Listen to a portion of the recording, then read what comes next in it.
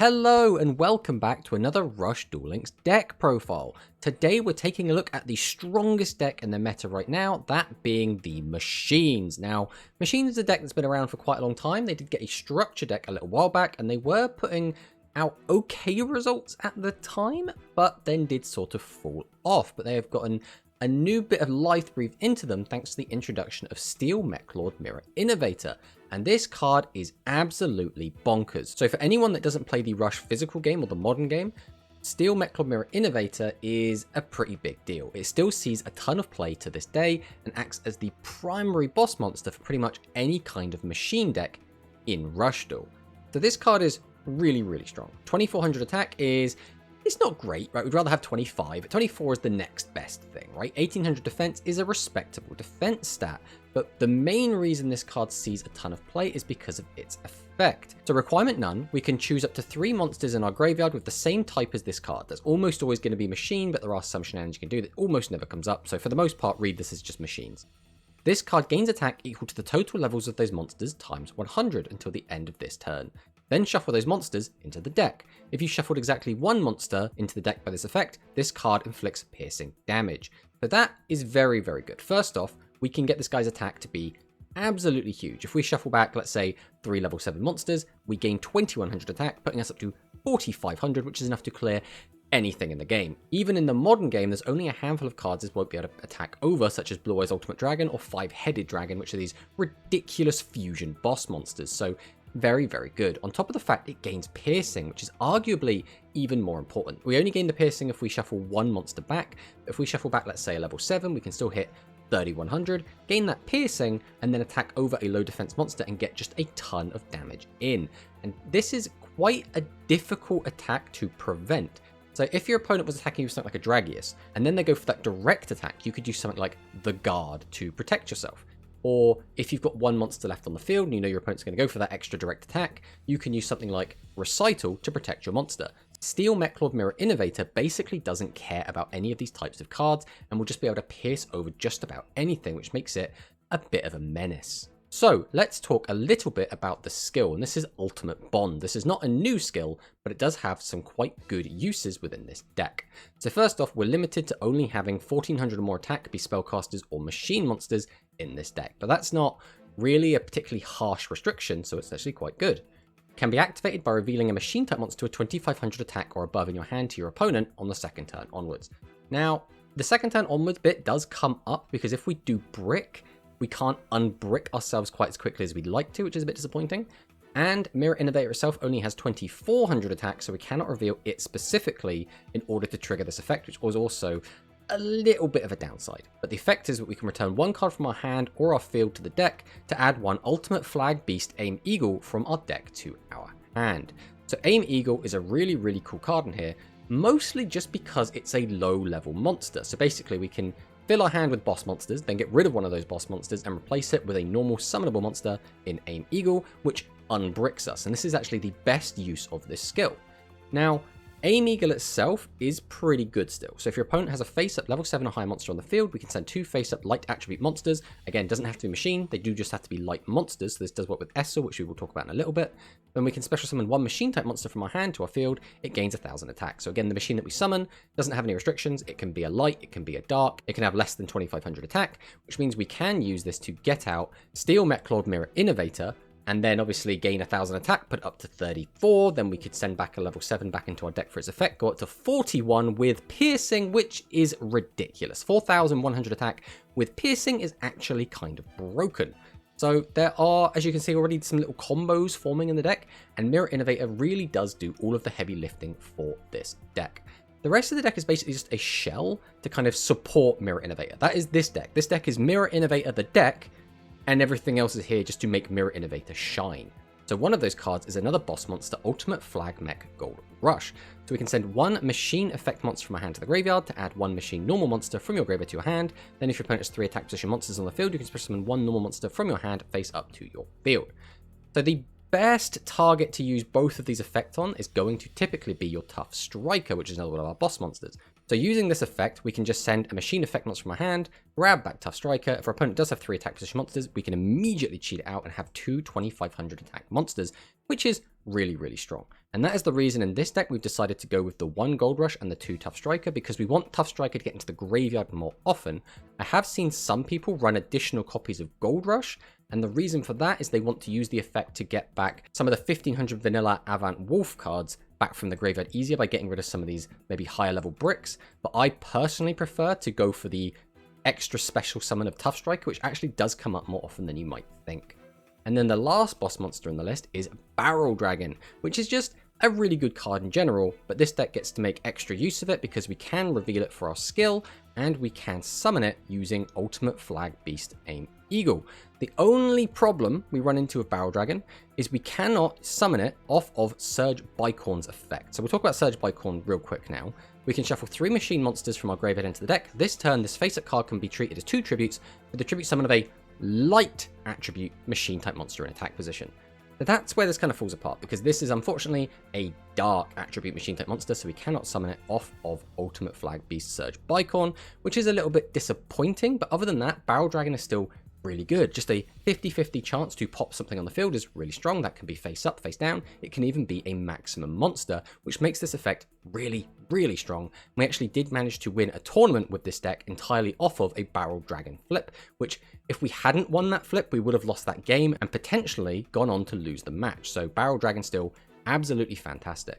And then we have Essel, and Essel is my most hated card in the game right now, but this card is undeniably super strong and almost kind of warps the meta around itself. So Essel, everyone should know what this card does by now, but during the turn you have not special summoned a monster, we can send the top 2 cards of the deck to the graveyard. Then if you activate this effect during the first turn of the player going second, you can special summon 1 monster from either player's graveyard face up to your field.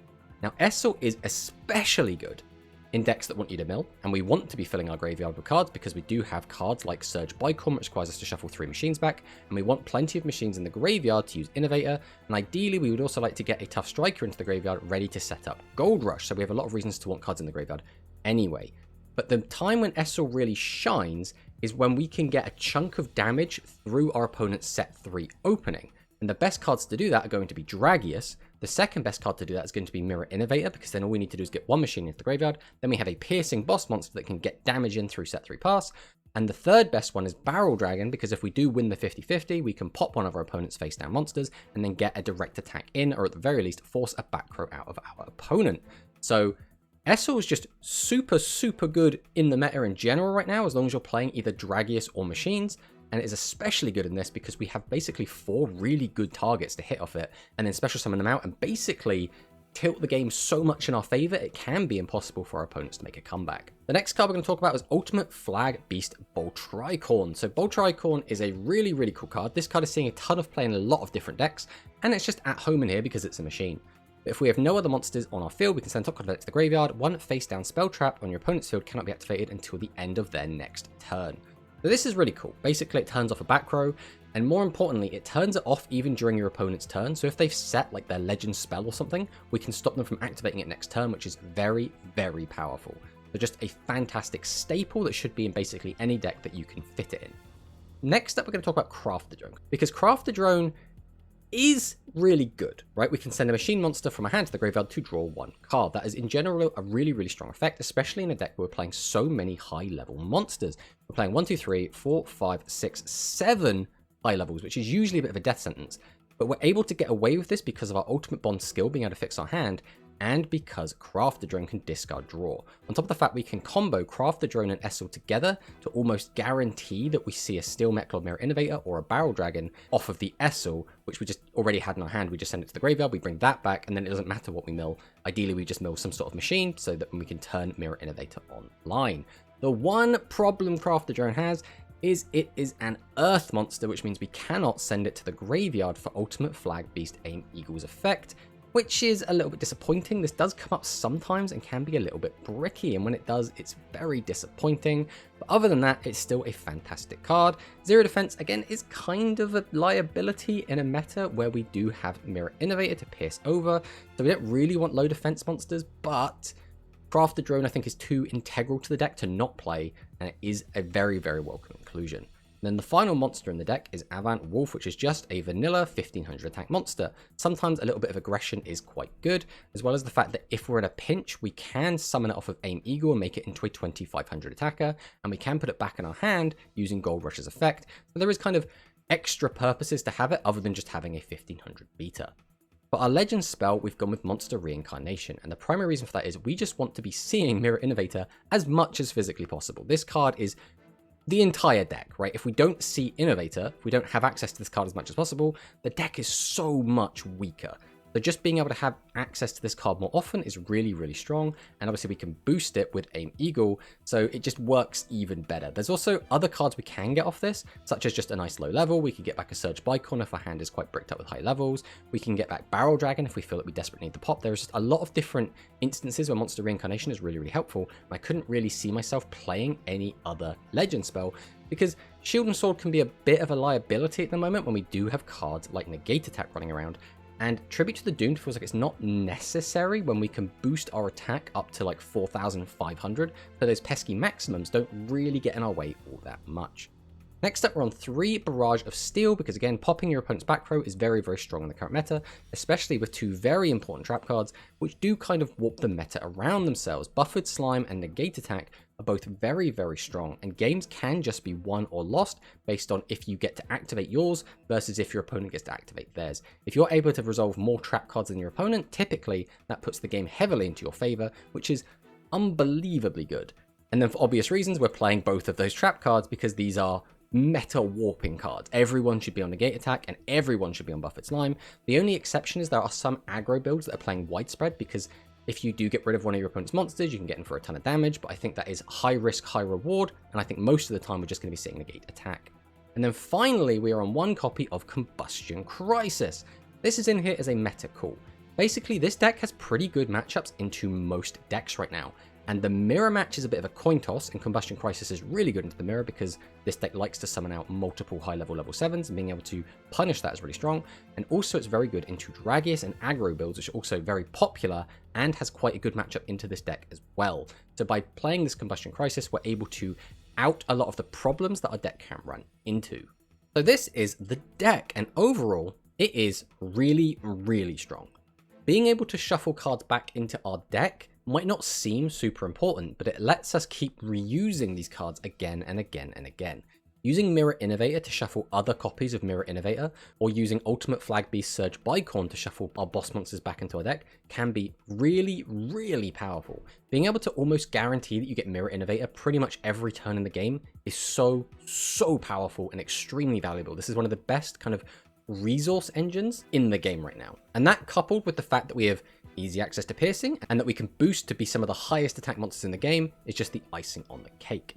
Realistically, I don't think this deck really has any bad matchups. Its worst matchup is probably the mirror, and I have started seeing people run specific techs to hurt this deck, and by playing those techs they can tilt the matchup in their favor a little bit, but even then this deck's never really lower than like 45-55 in any matchup, which is why it's so strong and why it's winning most of the tournaments right now.